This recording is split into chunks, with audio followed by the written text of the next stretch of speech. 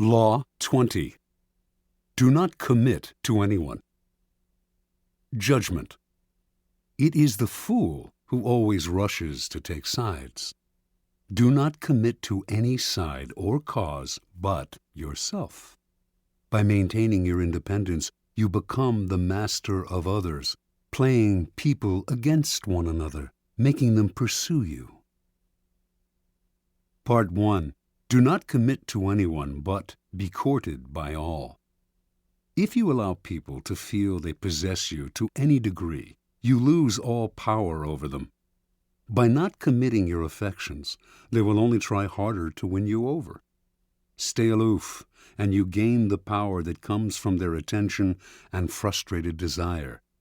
Play the virgin queen. Give them hope, but never satisfaction. Observance of the law. When Queen Elizabeth I ascended the throne of England in 1558, there was much to do about her finding a husband. The issue was debated in Parliament and was a main topic of conversation among Englishmen of all classes. They often disagreed as to whom she should marry, but everyone thought she should marry as soon as possible, for a queen must have a king and must bear heirs for the kingdom. The debates raged on for years. Meanwhile, the most handsome and eligible bachelors in the realm, Sir Robert Dudley, the Earl of Essex, Sir Walter Raleigh, vied for Elizabeth's hand. She did not discourage them, but she seemed to be in no hurry, and her hints as to which man might be her favorite often contradicted each other. In 1566, Parliament sent a delegation to Elizabeth urging her to marry before she was too old to bear children. She did not argue, nor did she discourage the delegation, but she remained a virgin nonetheless. The delicate game that Elizabeth played with her suitors slowly made her the subject of innumerable sexual fantasies and the object of cultish worship. The court physician, Simon Forman, used his diary to describe his dreams of deflowering her. Painters represented her as Diana and other goddesses. The poet Edmund Spenser and others wrote eulogies to the Virgin Queen.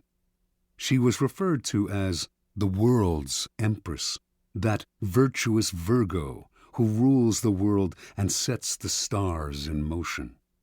In conversation with her, her many male suitors would employ bold sexual innuendo, a dare that Elizabeth did not discourage.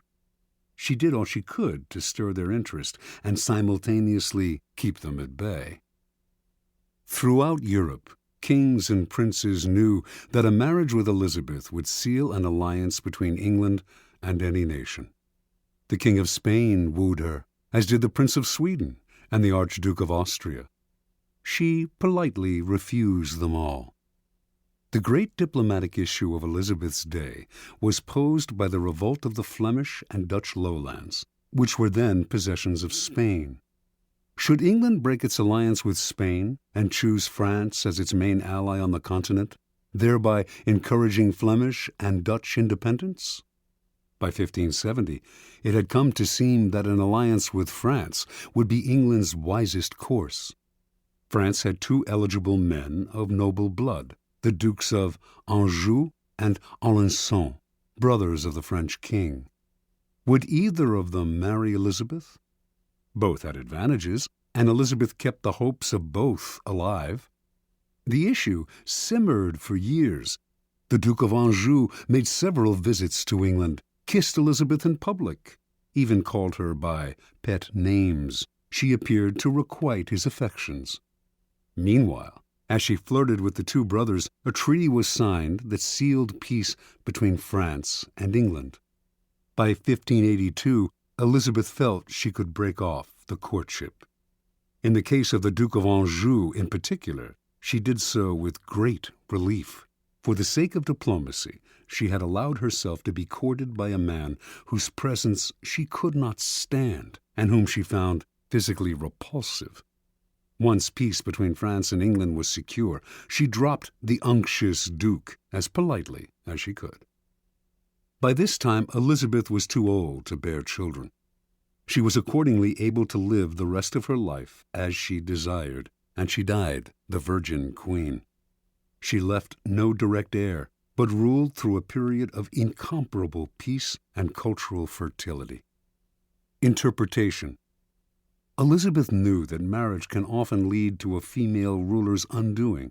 By marrying and committing to an alliance with one party or nation, the queen becomes embroiled in conflicts that are not of her choosing, conflicts which may eventually overwhelm her or lead her into a futile war.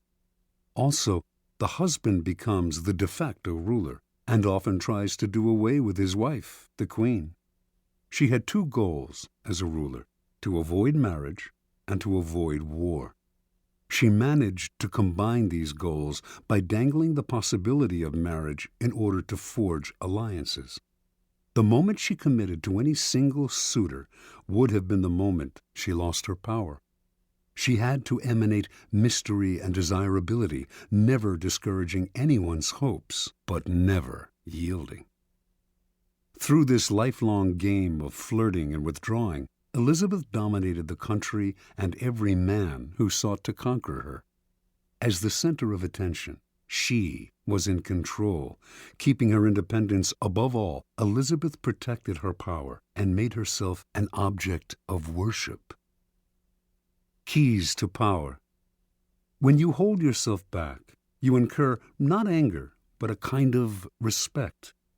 You instantly seem powerful because you make yourself ungraspable rather than succumbing to the group or to the relationship, as most people do. This aura of power only grows with time. As your reputation for independence grows, more and more people will come to desire you, wanting to be the one who gets you to commit. Desire is like a virus. If we see that someone is desired by other people, we tend to find this person desirable too. The moment you commit, the magic is gone. You become like everyone else. People will try all kinds of underhanded methods to get you to commit. They will give you gifts, shower you with favors, all to put you under obligation. Encourage the attention, stimulate their interest, but do not commit at any cost. Accept the gifts and favors if you so desire, but be careful to maintain your inner aloofness.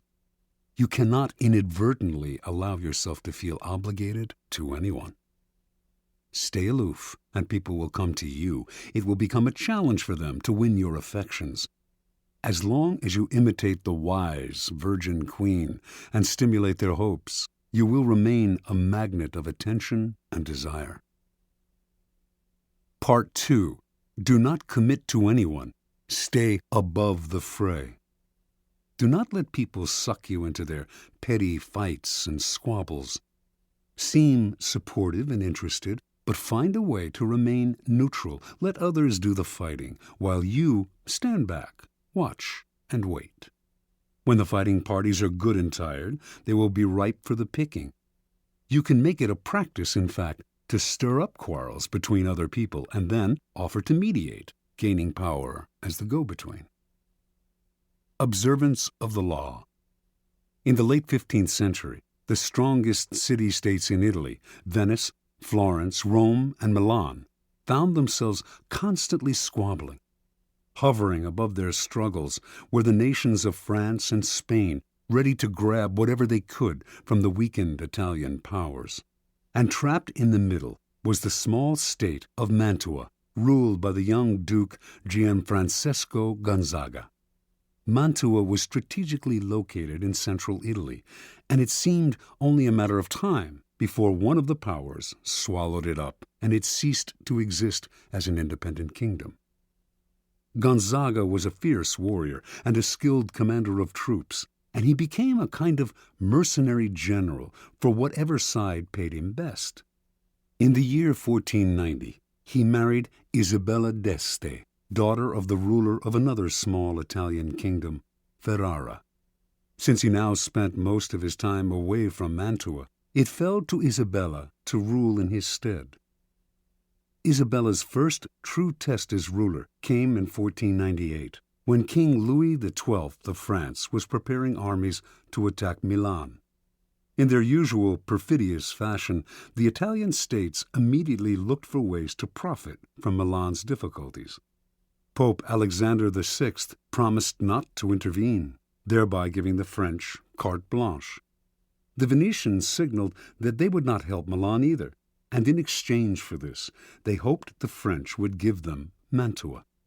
The ruler of Milan, Lodovico Sforza, suddenly found himself alone and abandoned. He turned to Isabella d'Este, one of his closest friends, also rumored to be his lover, and begged her to persuade Duke Gonzaga to come to his aid. Isabella tried, but her husband balked, for he saw Sforza's cause as hopeless. And so, in 1499, Louis swooped down on Milan and took it with ease. Isabella now faced a dilemma. If she stayed loyal to Lodovico, the French would now move against her. But if, instead, she allied herself with France, she would make enemies elsewhere in Italy, compromising Mantua once Louis eventually withdrew. And if she looked to Venice or Rome for help, they would simply swallow up Mantua under the cloak of coming to her aid. Yet she had to do something. The mighty king of France was breathing down her neck. She decided to befriend him, as she had befriended Lodovico Sforza before him, with alluring gifts, witty, intelligent letters, and the possibility of her company. For Isabella was famous as a woman of incomparable beauty and charm. In 1500, Louis invited Isabella to a great party in Milan to celebrate his victory. Leonardo da Vinci built an enormous mechanical lion for the affair. When the lion opened its mouth, it spewed fresh lilies, the symbols of French royalty. At the party, Isabella wore one of her celebrated dresses. She had by far the largest wardrobe of any of the Italian princesses. And just as she had hoped, she charmed and captivated Louis, who ignored all the other ladies vying for his attention. She soon became his constant companion, and in exchange for her friendship, he pledged to protect Mantua's independence from Venice. As one danger receded, however, another, more worrying one arose, this time from the south, in the form of Cesare Borgia. Starting in 1500, Borgia had marched steadily northward, gobbling up all the small kingdoms in his path in the name of his father, Pope Alexander. Isabella understood Cesare perfectly. He could be neither trusted nor in any way offended. He had to be cajoled and kept at arm's length. Isabella began by sending him gifts, falcons, prize dogs, perfumes, and dozens of masks, which she knew he always wore when he walked the streets of Rome. She sent messengers with flattering greetings, although these messengers also acted as her spies. At one point, Cesare asked if he could house some troops in Mantua. Isabella managed to dissuade him politely, knowing full well that once the troops were quartered in the city, they would never leave.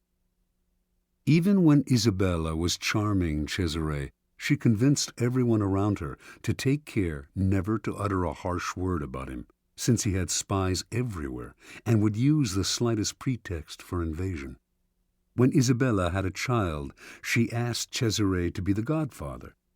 She even dangled in front of him the possibility of a marriage between her family and his. Somehow it all worked, for although elsewhere he seized everything in his path, he spared Mantua. In 1503, Cesare's father Alexander died, and a few years later the new pope, Julius II, went to war to drive the French troops from Italy. When the ruler of Ferrara, Alfonso, Isabella's brother, sided with the French, Julius decided to attack and humble him. Once again, Isabella found herself in the middle, the Pope on one side, the French and her brother on the other. She dared not ally herself with either, but to offend either would be equally disastrous. Again, she played the double game at which she had become so expert. On the one hand, she got her husband Gonzaga to fight for the Pope, knowing he would not fight very hard. On the other, she let French troops pass through Mantua to come to Ferrara's aid. While she publicly complained that the French had invaded her territory, she privately supplied them with valuable information. To make the invasion plausible to Julius, she even had the French pretend to plunder Mantua. It worked once again. The Pope left Mantua alone. In 1513, after a lengthy siege, Julius defeated Ferrara, and the French troops withdrew. Worn out by the effort, the Pope died a few months later. With his death, the nightmarish cycle of battles and petty squabbles began to repeat itself. A great deal changed in Italy during Isabella's reign. Popes came and went. Cesare Borgia rose and then fell. Venice lost its empire. Milan was invaded. Florence fell into decline. And Rome was sacked by the Habsburg Emperor Charles V. Through all this, tiny Mantua not only survived, but thrived. Its court the envy of Italy. Its wealth and sovereignty would remain intact for a century after Isabella's death in 1539. Interpretation. Learn to control yourself, to restrain your natural tendency to take sides and join the fight. Be friendly and charming to each of the combatants, then step back as they collide. With every battle, they grow weaker, while you grow stronger with every battle you avoid. Keys to power. To succeed in the game of power, you have to master your emotions. But even if you succeed in gaining such self-control, you can never control the temperamental dispositions of those around you. And this presents a great danger. Most people operate in a whirlpool of emotions, constantly reacting, churning up squabbles and conflicts. Your self-control and autonomy will only bother and infuriate them. They will try to draw you into the whirlpool, begging you to take sides in their endless battles or to make peace for them. If you succumb to their emotional entreaties, little by little, you will find your mind and time occupied by their problems. Do not allow whatever compassion and pity you possess to suck you in. You can never win in this game. The conflicts can only multiply. On the other hand, you cannot completely stand aside, for that would cause needless offense. To play the game properly, you must seem interested in other people's problems, even sometimes appear to take their side. But while you make outward gestures of support, you must maintain your inner energy and sanity by keeping your emotions disengaged. No matter how hard people try to pull you in, never let your interest in their affairs and petty squabbles go beyond the surface. Give them gifts. Listen with a sympathetic look. Even occasionally, play the charmer. But inwardly, keep both the friendly kings and the perfidious Borgias at arm's length. By refusing to commit and thus maintaining your autonomy, you retain the initiative. Your moves stay matters of your own choosing, not defensive reactions to the push and pull of those around you. Play a waiting game, and you cannot lose. Law 21. Play a sucker to catch a sucker. Seem dumber than your mark. Judgment. No one likes feeling stupider than the next person.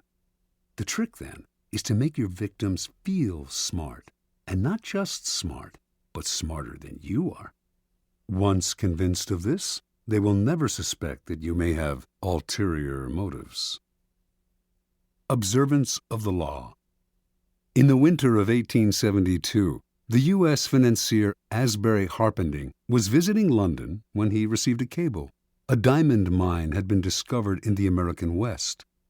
The cable came from a reliable source, William Ralston, owner of the Bank of California, but Harpending nevertheless took it as a practical joke, probably inspired by the recent discovery of huge diamond mines in South Africa. True, when reports had first come in of gold being discovered in the western United States, everyone had been skeptical, and those had turned out to be true. But a diamond mine in the West? Harpending showed the cable to his fellow financier, Baron Rothschild. one of the richest men in the world, saying it must be a joke. The Baron, however, replied, "Don't be too sure about that. America is a very large country. It has furnished the world with many surprises already. Perhaps it has others in store." Harpending promptly took the first ship back to the States. When Harpending reached San Francisco, there was an excitement in the air, recalling the gold rush days of the late 1840s. Two crusty prospectors named Philip Arnold and John Slack had been the ones to find the diamond mine.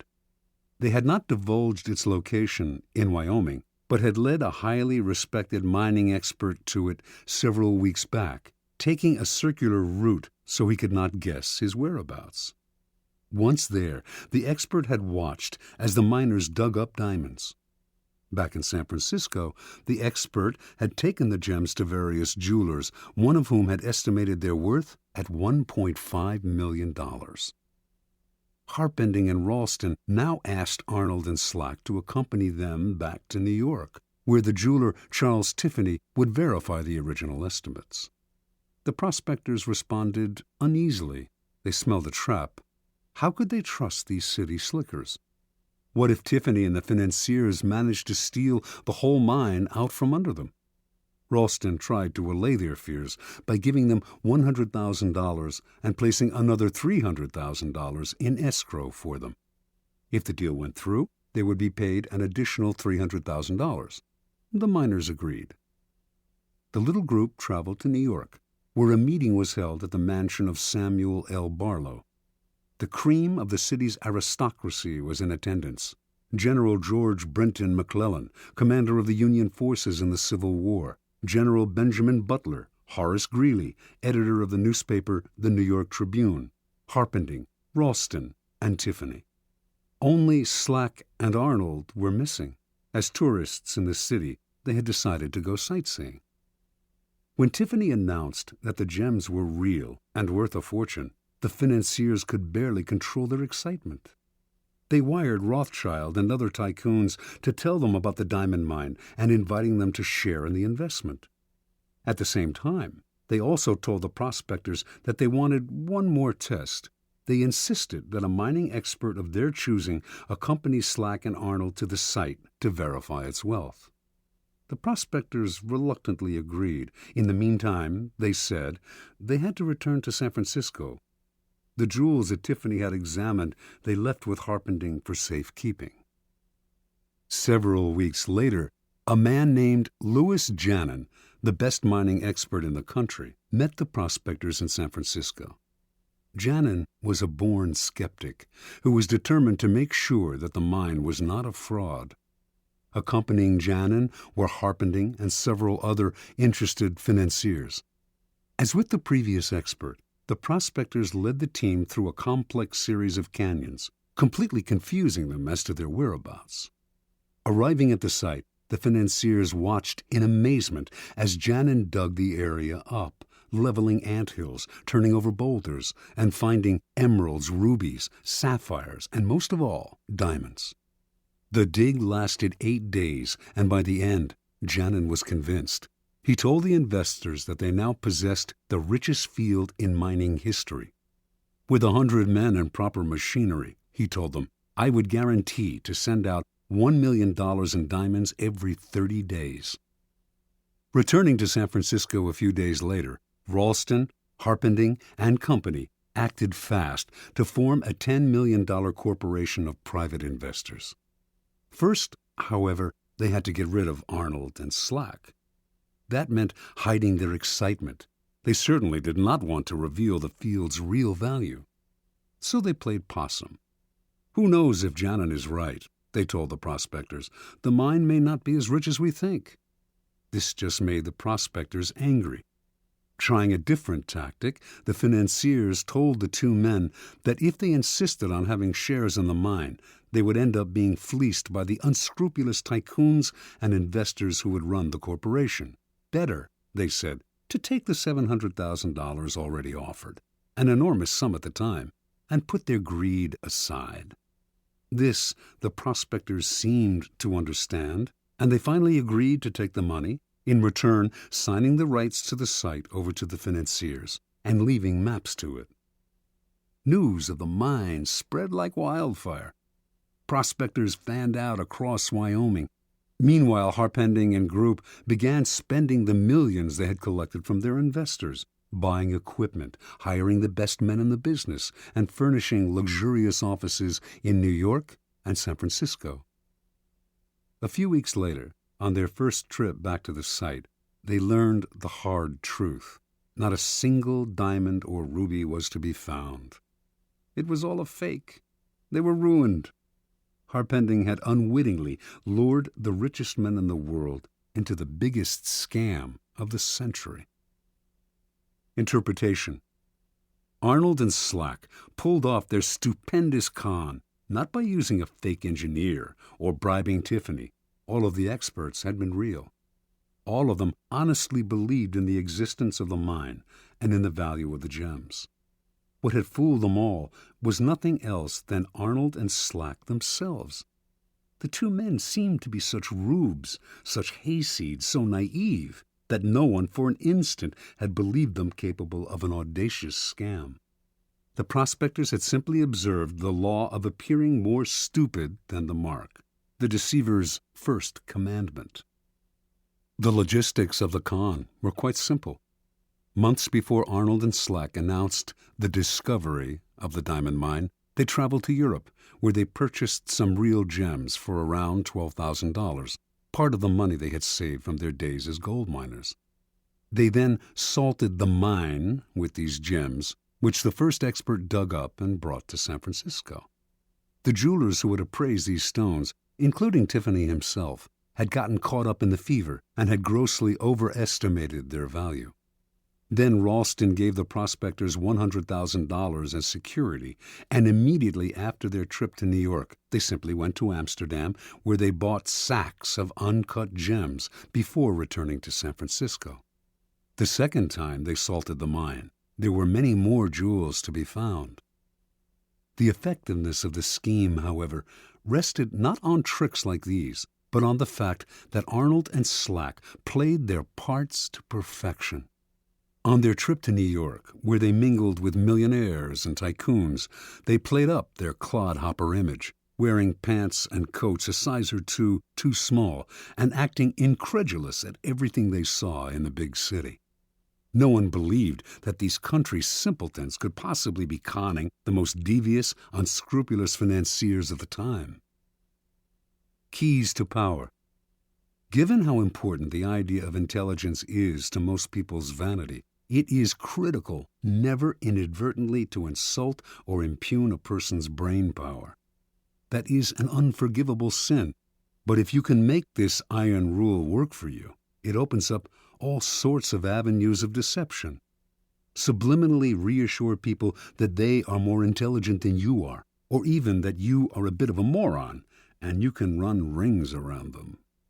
The feeling of intellectual superiority you give them will disarm their suspicion muscles. Intelligence is the obvious quality to downplay, but why stop there? Taste and sophistication rank close to intelligence on the vanity scale, make people feel they are more sophisticated than you are, and their guard will come down. As Arnold and Slack knew, an air of complete naivete can work wonders. Those fancy financiers were laughing at them behind their backs. But who laughed loudest in the end? In general, then, always make people believe they are smarter and more sophisticated than you are. They will keep you around because you make them feel better about themselves, and the longer you are around, the more opportunities you will have to deceive them. Law 22. Use the surrender tactic. Transform weakness into power. Judgment. When you are weaker, never fight for honor's sake. Choose surrender instead. Surrender gives you time to recover, time to torment and irritate your conqueror, time to wait for his power to wane. Do not give him the satisfaction of fighting and defeating you. Surrender first. By turning the other cheek, you infuriate and unsettle him. Make surrender a tool of power. Observance of the law. Sometime in the 1920s, the German writer Bertolt Brecht became a convert to the cause of communism. From then on, his plays, essays, and poems reflected his revolutionary fervor, and he generally tried to make his ideological statements as clear as possible. When Hitler came to power in Germany, Brecht and his communist colleagues became marked men. He had many friends in the United States, Americans who sympathized with his beliefs, as well as fellow German intellectuals who had fled Hitler. In 1941, accordingly, Brecht emigrated to the United States and chose to settle in Los Angeles, where he hoped to make a living in the film business. Over the next few years, Brecht wrote screenplays with a pointedly anti-capitalist slant. He had little success in Hollywood, so in 1947, the war having ended, he decided to return to Europe. That same year, however, the U.S. Congress's House Un-American Activities Committee began its investigation into supposed communist infiltration in Hollywood. It began to gather information on Brecht, who had so openly espoused Marxism, and on September 19, 1947, only a month before he had planned to leave the United States, he received a subpoena to appear before the committee. In addition to Brecht, a number of other writers, producers, and directors were summoned to appear as well, and this group came to be known as the Hollywood 19. Before going to Washington, the Hollywood 19 met to decide on a plan of action. Their approach would be confrontational. Instead of answering questions about their membership, or lack of it, in the Communist Party, they would read prepared statements that would challenge the authority of the committee and argue that its activities were unconstitutional. Even if this strategy meant imprisonment, it would gain publicity for their cause. Brecht disagreed. What good was it, he asked, to play the martyr and gain a little public sympathy if in the process they lost the ability to stage their plays and sell their scripts for years to come? He felt certain they were all more intelligent than the members of the committee. Why lower themselves to the level of their opponents by arguing with them? Why not outfox the committee by appearing to surrender to it while subtly mocking it? The Hollywood 19 listened to Brecht politely, but decided to stick to their plan, leaving Brecht to go his own way. The committee finally summoned Brecht on October 30th. They expected him to do what others among the Hollywood 19 who had testified before him had done: argue, refuse to answer questions, challenge the committee's right to hold its hearing, even yell and hurl insults. Much to their surprise, however, Brecht was the very picture of congeniality. He wore a suit, something he rarely did, smoked a cigar. He had heard that the committee chairman was a passionate cigar smoker, answered their questions politely, and generally deferred to their authority. Unlike the other witnesses, Brecht answered the question of whether he belonged to the Communist Party. He was not a member, he said, which happened to be the truth. One committee member asked him, "Is it true you have written a number of revolutionary plays?" Brecht had written many plays with overt communist messages, but he responded, "I have written a number of poems and songs and plays in the fight against Hitler, and, of course, they can be considered, therefore, as revolutionary because I, of course, was for the overthrow of that government." This statement went unchallenged. Brecht's English was more than adequate, but he used an interpreter throughout his testimony, a tactic that allowed him to play subtle games with language. When committee members found communist leanings in lines from English editions of his poems, he would repeat the lines in German for the interpreter, who would then retranslate them, and somehow they would come out innocuous. At one point, a committee member read one of Brecht's revolutionary poems out loud in English and asked him if he had written it. "No," he responded, "I wrote a German poem, which is very different from this." The author's elusive answers baffled the committee members, but his politeness and the way he yielded to their authority made it impossible for them to get angry with him. After only an hour of questioning, the committee members had had enough. "Thank you very much," said the chairman. You are a good example to the other witnesses." Not only did they free him, they offered to help him if he had any trouble with immigration officials who might detain him for their own reasons. The following day, Brecht left the U.S., never to return. Interpretation. The Hollywood 19's confrontational approach won them a lot of sympathy, and years later they gained a kind of vindication in public opinion.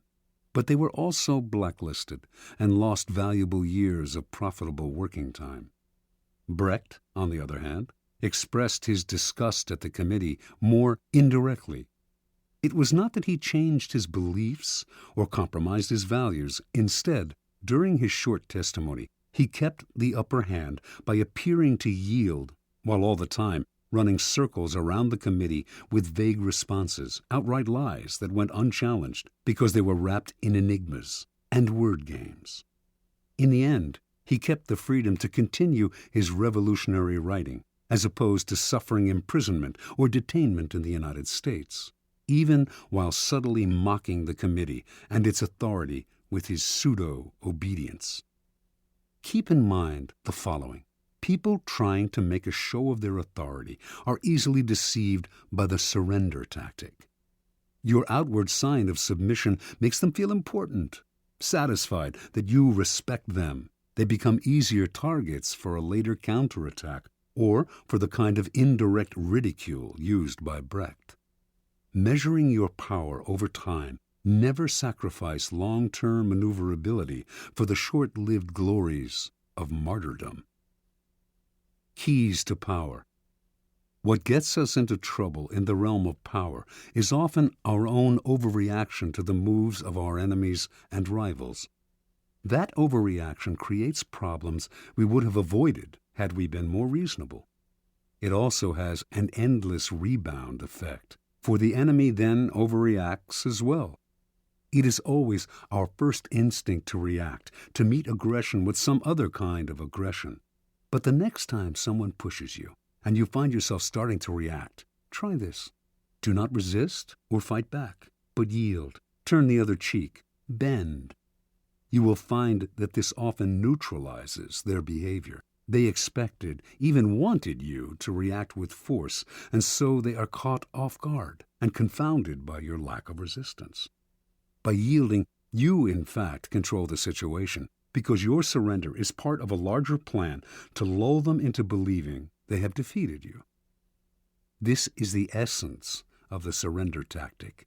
Inwardly, you stay firm, but outwardly, you bend.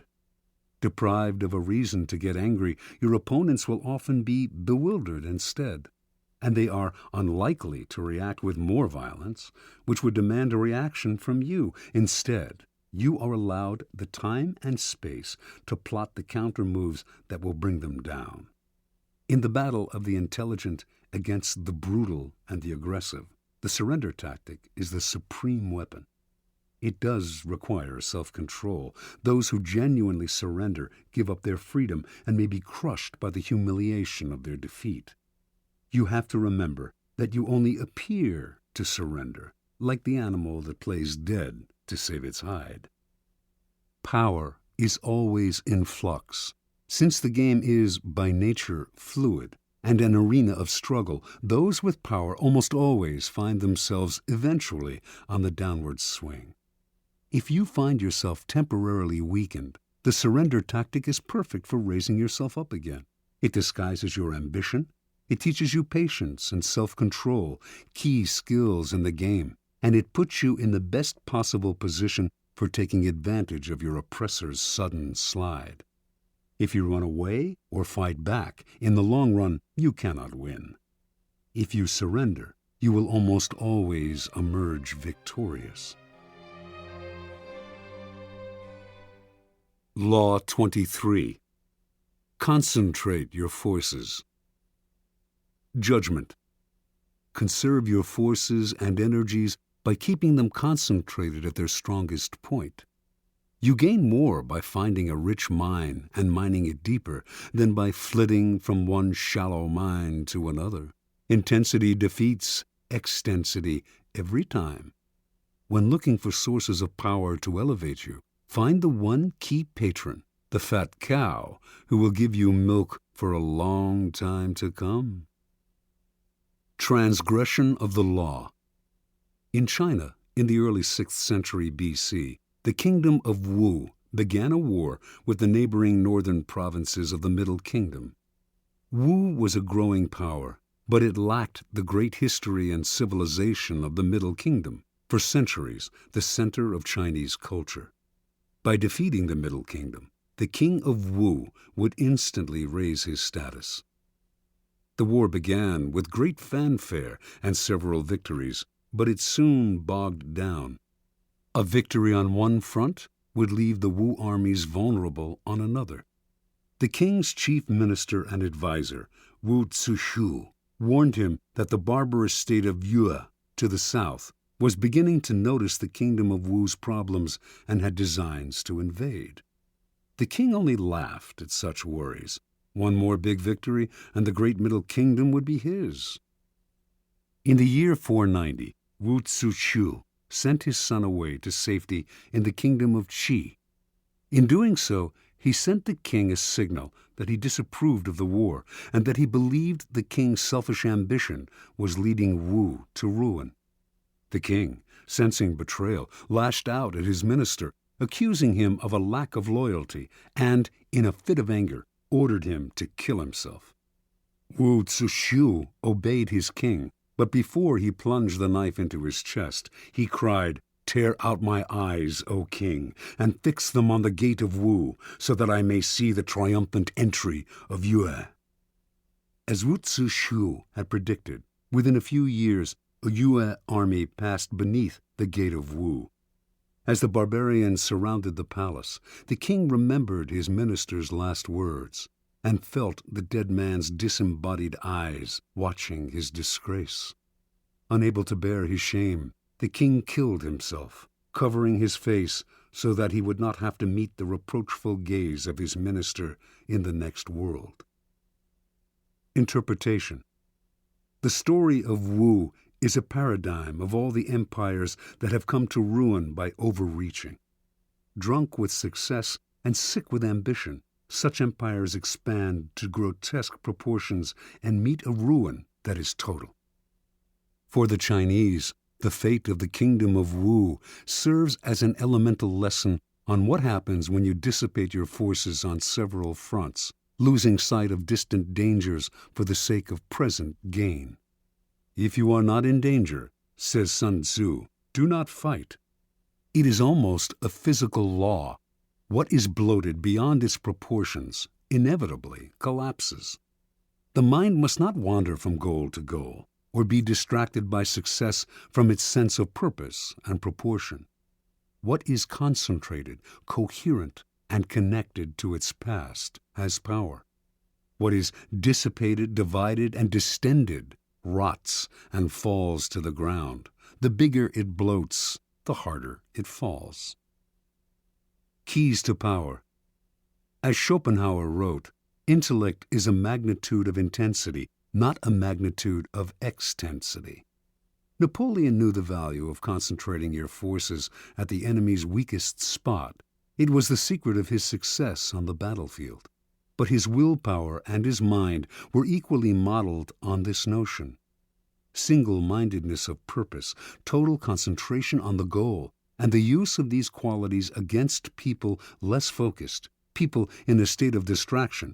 Such an arrow will find its mark every time and overwhelm the enemy. Concentrate on a single goal, a single task, and beat it into submission. In the world of power, you will constantly need help from other people, usually those more powerful than you.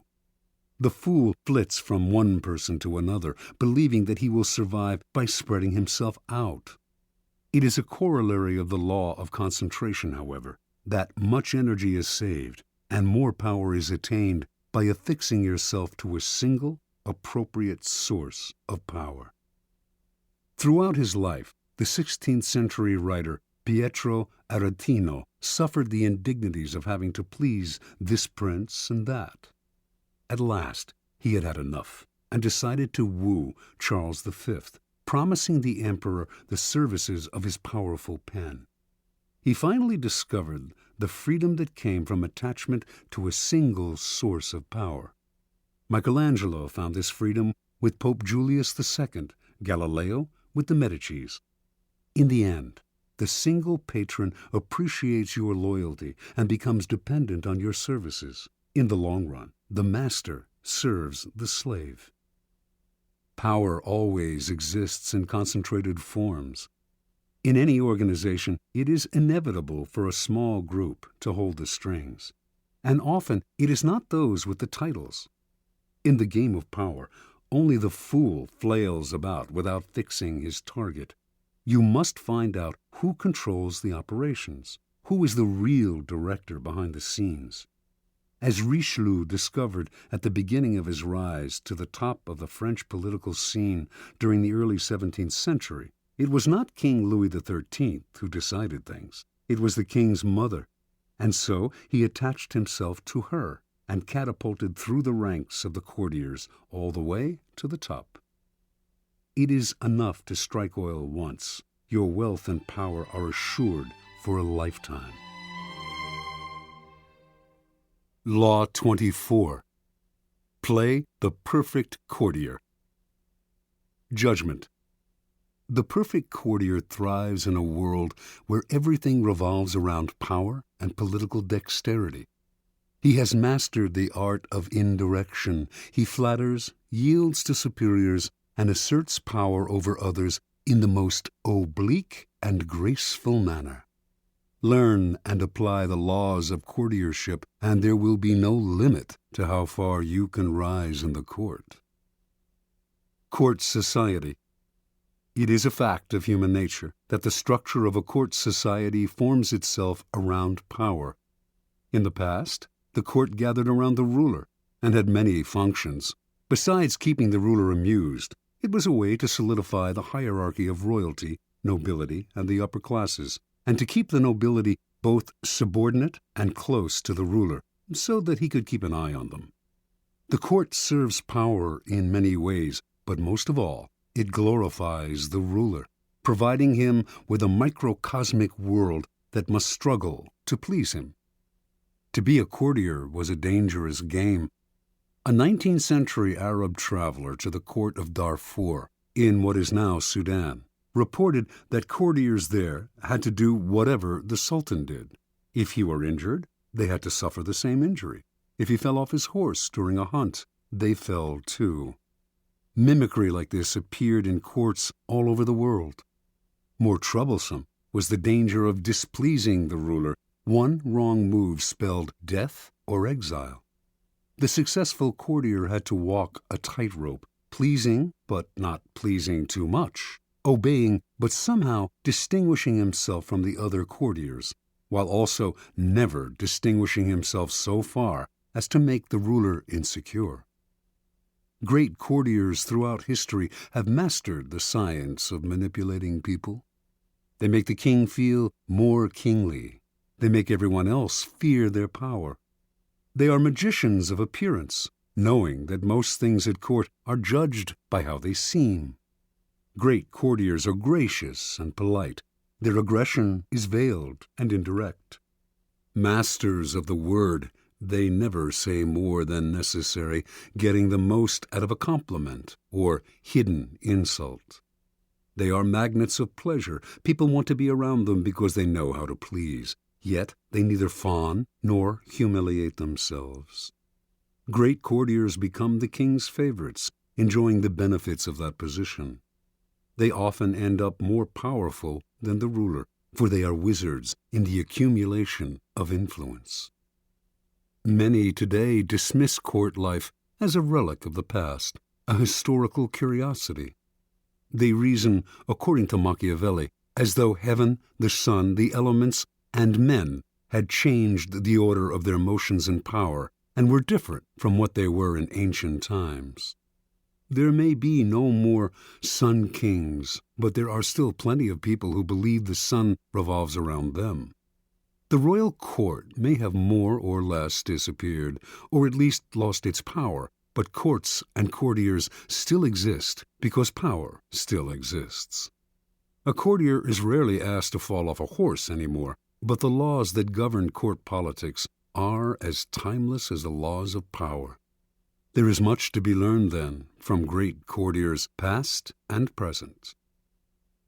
The laws of court politics. Avoid ostentation. It is never prudent to prattle on about yourself or call too much attention to your actions. The more you talk about your deeds, the more suspicion you cause. You also stir up enough envy among your peers to induce treachery and backstabbing. Be careful, ever so careful, in trumpeting your own achievements, and always talk less about yourself than about other people. Modesty is generally preferable. Practice nonchalance. Never seem to be working too hard. Your talent must appear to flow naturally, with an ease that makes people take you for a genius rather than a workaholic. Be frugal with flattery. It may seem that your superiors cannot get enough flattery, but too much of even a good thing loses its value. It also stirs up suspicion among your peers.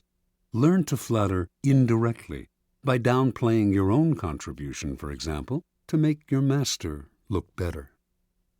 Arrange to be noticed. There is a paradox. You cannot display yourself too brazenly, yet you must also get yourself noticed. You stand no chance of rising if the ruler does not notice you in the swamp of courtiers. This task requires much art. It is often initially a matter of being seen in the literal sense. Pay attention to your physical appearance then, and find a way to create a subtly distinctive style and image. Alter your style and language according to the person you are dealing with.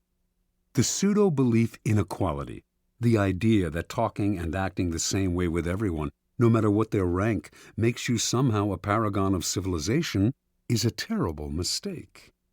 Those below you will take it as a form of condescension, which it is, and those above you will be offended, although they may not admit it.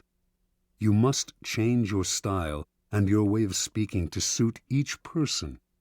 This is not lying, it is acting, and acting is an art, not a gift from God. Learn the art. Never be the bearer of bad news. The king kills the messenger who brings bad news. This is a cliché, but there is truth to it. You must struggle and, if necessary, lie and cheat to be sure that the lot of the bearer of bad news falls on a colleague, never on you. Bring only good news, and your approach will gladden your master. Never affect friendliness and intimacy with your master. He does not want a friend for a subordinate. He wants a subordinate. Never approach him in an easy, friendly way, or act as if you are on the best of terms. That is his prerogative. If he chooses to deal with you on this level, assume a wary chumminess. Otherwise, err in the opposite direction, and make the distance between you clear. Never criticize those above you directly. This may seem obvious, but there are often times when some sort of criticism is necessary. To say nothing or to give no advice would open you to risks of another sort. You must learn, however, to couch your advice and criticism as indirectly and as politely as possible. Think twice or 3 times before deciding you have made them sufficiently circuitous. Err on the side of subtlety and gentleness. Be frugal in asking those above you for favors. Nothing irritates a master more than having to reject someone's request. It stirs up guilt and resentment. Ask for favors as rarely as possible, and know when to stop. Never joke about appearances or taste. A lively wit and a humorous disposition are essential qualities for a good courtier, and there are times when vulgarity is appropriate and engaging. But avoid any kind of joke about appearance or taste, 2 highly sensitive areas, especially with those above you. Do not even try it when you are away from them. You will dig your own grave. Do not be the court cynic. If you constantly criticize your equals or subordinates, some of that criticism will rub off on you, hovering over you like a gray cloud wherever you go. People will groan at each new cynical comment, and you will irritate them. By expressing modest admiration for other people's achievements, you paradoxically call attention to your own. The ability to express wonder and amazement and seem like you mean it is a rare and dying talent, but one still greatly valued. Be self-observant. The mirror is a miraculous invention. Without it, you would commit great sins against beauty and decorum. You also need a mirror for your actions. This can sometimes come from other people telling you what they see in you, but that is not the most trustworthy method. You must be the mirror, training your mind to see yourself as others see you. Are you acting too obsequious? Are you trying too hard to please? Do you seem desperate for attention, giving the impression that you are on the decline? Be observant about yourself, and you will avoid a mountain of blunders. Master your emotions. As an actor in a great play, you must learn to cry and laugh on command and when it is appropriate. You must be able both to disguise your anger and frustration and to fake your contentment and agreement. You must be the master of your own face. Call it lying if you like, but if you prefer to not play the game and to always be honest and upfront, do not complain when others call you obnoxious and arrogant. Fit the spirit of the times. A slight affectation of a past era can be charming as long as you choose a period at least 20 years back. Wearing the fashions of 10 years ago is ludicrous unless you enjoy the role of court jester. Your spirit and way of thinking must keep up with the times, even if the times offend your sensibilities. Be too forward-thinking, however, and no one will understand you. It is never a good idea to stand out too much in this area. You are best off at least being able to mimic the spirit of the times. Be a source of pleasure. This is critical. It is an obvious law of human nature that we will flee what is unpleasant and distasteful, while charm and the promise of delight will draw us like moths to a flame. Make yourself the flame, and you will rise to the top. Since life is otherwise so full of unpleasantness, and pleasure so scarce, you will be as indispensable as food and drink. This may seem obvious, but what is obvious is often ignored or unappreciated. There are degrees to this. Not everyone can play the role of favorite, for not everyone is blessed with charm and wit. But we can all control our unpleasant qualities and obscure them when necessary. Law 25. Recreate yourself. Judgment. Do not accept the roles that society foists on you. Recreate yourself by forging a new identity, one that commands attention and never bores the audience. Be the master of your own image rather than letting others define it for you. Incorporate dramatic devices into your public gestures and actions. Your power will be enhanced and your character will seem larger than life. Observance of the law. In the year 1831, a young woman named Aurore Dupin du Devant left her husband and family in the provinces and moved to Paris. She wanted to be a writer. Marriage, she felt, was worse than prison, for it left her neither the time nor the freedom to pursue her passion. In Paris, she would establish her independence and make her living by writing. Soon after Dudevant arrived in the capital, however, she had to confront certain harsh realities. To have any degree of freedom in Paris, you had to have money. For a woman, money could only come through marriage or prostitution. No woman had ever come close to making a living by writing. Women wrote as a hobby, supported by their husbands, or by an inheritance. In fact, When Dudevant first showed her writing to an editor, he told her, "You should make babies, madam, not literature." Clearly, Dudevant had come to Paris to attempt the impossible. In the end, though, she came up with a strategy to do what no woman had ever done, a strategy to recreate herself completely, forging a public image of her own making. Women writers before her had been forced into a ready-made role, that of the second-rate artist who wrote mostly for other women. Dudevant decided that if she had to play a role, she would turn the game around. She would play the part of a man. In 1832, a publisher accepted Dudevant's first major novel, Indiana. She had chosen to publish it under a pseudonym, George Sand, and all of Paris assumed this impressive new writer was male. Dudevant had sometimes worn men's clothing before creating George Sand. She had always found men's shirts and riding breeches more comfortable. Now, as a public figure, she exaggerated the image. She added long men's coats, gray hats, heavy boots, and dandyish cravats to her wardrobe. She smoked cigars and in conversation expressed herself like a man, unafraid to dominate the conversation or to use a saucy word. This strange male-female writer fascinated the public, and unlike other women writers, Sand found herself accepted into the clique of male artists. She drank and smoked with them, even carried on affairs with the most famous artists of Europe, Musset, Liszt, Chopin. It was she who did the wooing, and also the abandoning. She moved on at her discretion. Those who knew Sand well understood that her male persona protected her from the public's prying eyes. Out in the world, she enjoyed playing the part to the extreme.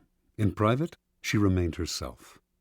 She also realized that the character of George Sand could grow stale or predictable, and to avoid this, she would, every now and then, dramatically alter the character she had created. Instead of conducting affairs with famous men, she would begin meddling in politics, leading demonstrations, inspiring student rebellions. No one would dictate to her the limits of the character she had created. Long after she died, and after most people had stopped reading her novels, the larger-than-life theatricality of that character has continued to fascinate and inspire. Interpretation.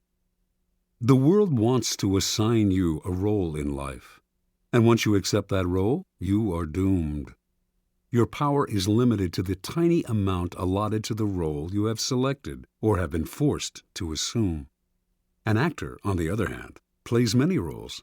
Enjoy that protean power, and if it is beyond you, at least forge a new identity, one of your own making, one that has had no boundaries assigned to it by an envious and resentful world. This act of defiance is Promethean. It makes you responsible for your own creation. Your new identity will protect you from the world precisely because it is not you. It is a costume you put on and take off. You need not take it personally, and your new identity sets you apart, gives you theatrical presence. Those in the back rows can see you and hear you. Those in the front rows marvel at your audacity. Keys to power. The character you seem to have been born with is not necessarily who you are. Beyond the characteristics you have inherited, your parents, your friends, and your peers have helped to shape your personality. The Promethean task of the powerful is to take control of the process, to stop allowing others that ability to limit and mold them. Remake yourself into a character of power. Working on yourself like clay should be one of your greatest and most pleasurable life tasks. It makes you, in essence, an artist creating yourself. The first step in the process of self-creation is self-consciousness, being aware of yourself as an actor and taking control of your appearance and emotions. The bad actor is the one who is always sincere. People who wear their hearts on their sleeves out in society are tiresome and embarrassing. Their sincerity notwithstanding, it is hard to take them seriously. Good actors control themselves better. They can play sincere and heartfelt, can affect a tear and a compassionate look at will, but they don't have to feel it. They externalize emotion in a form that others can understand. Method acting is fatal in the real world. No ruler or leader could possibly play the part if all the emotions he showed had to be real. So learn self-control. Adopt the plasticity of the actor, who can mold his or her face to the emotion required.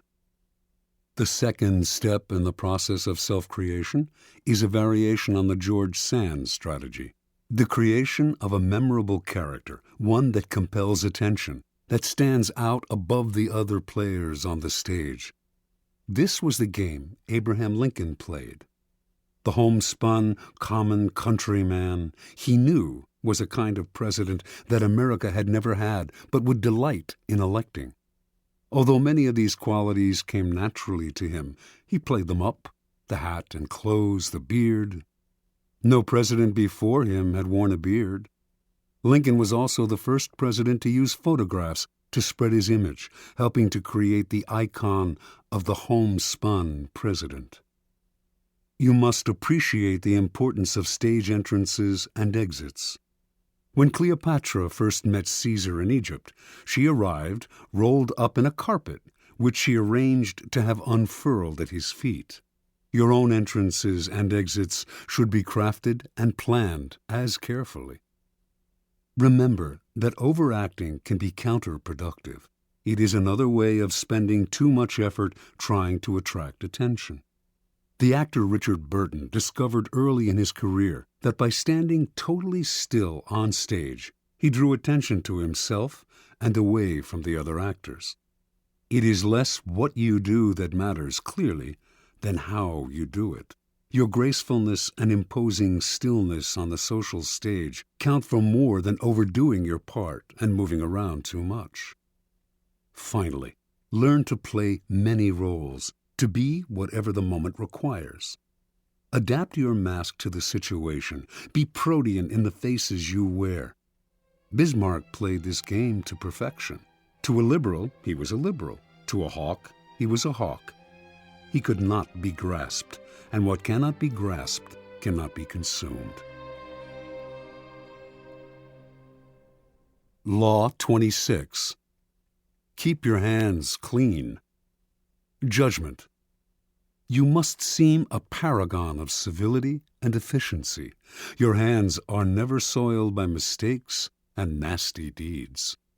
Maintain such a spotless appearance by using others as unwitting pawns and screens to disguise your involvement. Part 1. Conceal your mistakes. Have a scapegoat around to take the blame. Our good name and reputation depend more on what we conceal than on what we reveal. Everyone makes mistakes, but those who are truly clever manage to hide them and to make sure someone else is blamed. A convenient scapegoat should always be kept around for such moments. Observance of the law. Near the end of the 2nd century A.D., as China's mighty Han Empire slowly collapsed, the great general and imperial minister Cao Cao emerged as the most powerful man in the country. Seeking to extend his power base and to rid himself of the last of his rivals, Cao Cao began a campaign to take control of the strategically vital Central Plain. During the siege of a key city, he slightly miscalculated the timing for supplies of grain to arrive from the capital. As he waited for the shipment to come in, the army ran low on food, and Cao Cao was forced to order the chief of commissariat to reduce its rations. Cao Cao kept a tight rein on the army and ran a network of informers. His spies soon reported that the men were complaining, grumbling that he was living well while they themselves had barely enough to eat. Perhaps Cao Cao was keeping the food for himself, they murmured. If the grumbling spread, Cao Cao could have a mutiny on his hands. He summoned the chief of commissariat to his tent. "I want to ask you to lend me something, and you must not refuse," Tao Tao told the chief. "What is it?" the chief replied. "I want the loan of your head to show to the troops," said Tao Tao. "But I've done nothing wrong," cried the chief. "I know," said Tao Tao with a sigh, "but if I do not put you to death, there will be a mutiny. Do not grieve. After you're gone, I'll look after your family." Put this way, the request left the chief no choice. So he resigned himself to his fate and was beheaded that very day. Seeing his head on public display, the soldiers stopped grumbling. Some saw through Tao Tao's gesture, but kept quiet, stunned and intimidated by his violence. And most accepted his version of who was to blame, preferring to believe in his wisdom and fairness than in his incompetence and cruelty. Interpretation. Occasional mistakes are inevitable. The world is just too unpredictable. People of power, however, are undone not by the mistakes they make, but by the way they deal with them. Like surgeons, they must cut away the tumor with speed and finality. Excuses satisfy no one, and apologies make everyone uncomfortable. The mistake does not vanish with an apology. It deepens and festers. Better to cut it off instantly, distract attention from yourself, and focus attention on a convenient scapegoat before people have time to ponder your responsibility or your possible incompetence. Keys to power. The use of scapegoats is as old as civilization itself, and examples of it can be found in cultures around the world. The main idea behind these sacrifices is the shifting of guilt and sin to an outside figure, object, animal, or man, which is then banished or destroyed. The bloody sacrifice of the scapegoat seems a barbaric relic of the past, but the practice lives on to this day, if indirectly and symbolically. Since power depends on appearances, and those in power must seem never to make mistakes, the use of scapegoats is as popular as ever. What modern leader will take responsibility for his blunders? He searches out others to blame, a scapegoat to sacrifice. When Mao Zedong's Cultural Revolution failed miserably, he made no apologies or excuses to the Chinese people. Instead, like Tao Tao before him, he offered up scapegoats, including his own personal secretary and high-ranking member of the party, Chen Boda. Franklin D. Roosevelt had a reputation for honesty and fairness. Throughout his career, however, he faced many situations in which being the nice guy would have spelled political disaster, yet he could not be seen as the agent of any foul play. For 20 years, then, his secretary, Lewis Howe, handled the backroom deals, the manipulation of the press, the underhanded campaign maneuvers. And whenever a mistake was committed, or a dirty trick contradicting Roosevelt's carefully crafted image became public, Howe served as a scapegoat and never complained. Finally, history has time and again shown the value of using a close associate as a scapegoat. This is known as the fall of the favorite. Most kings had a personal favorite at court, a man whom they singled out, sometimes for no apparent reason, and lavished with favors and attention. But this court favorite could serve as a convenient scapegoat in case of a threat to the king's reputation. The public would readily believe in the scapegoat's guilt. Why would the king sacrifice his favorite unless he were guilty? And the other courtiers, resentful of the favorite anyway, would rejoice at his downfall. The king, meanwhile, would rid himself of a man who by that time had probably learned too much about him, perhaps becoming arrogant and even disdainful of him. Choosing a close associate as a scapegoat has the same value as the fall of the favorite. You may lose a friend or aide, but in the long-term scheme of things, it is more important to hide your mistakes than to hold on to someone who one day will probably turn against you. Besides, you can always find a new favorite to take his place. Part 2. Make use of the cat's paw. In the fable, the monkey grabs the paw of his friend, the cat, and uses it to fish chestnuts out of the fire, thus getting the nuts he craves without hurting himself. If there is something unpleasant or unpopular that needs to be done, it is far too risky for you to do the work yourself. You need a cat's paw, someone who does the dirty, dangerous work for you. The cat's paw grabs what you need, hurts whom you need hurt, and keeps people from noticing that you are the one responsible. Let someone else be the executioner or the bearer of bad news, while you bring only joy and glad tidings.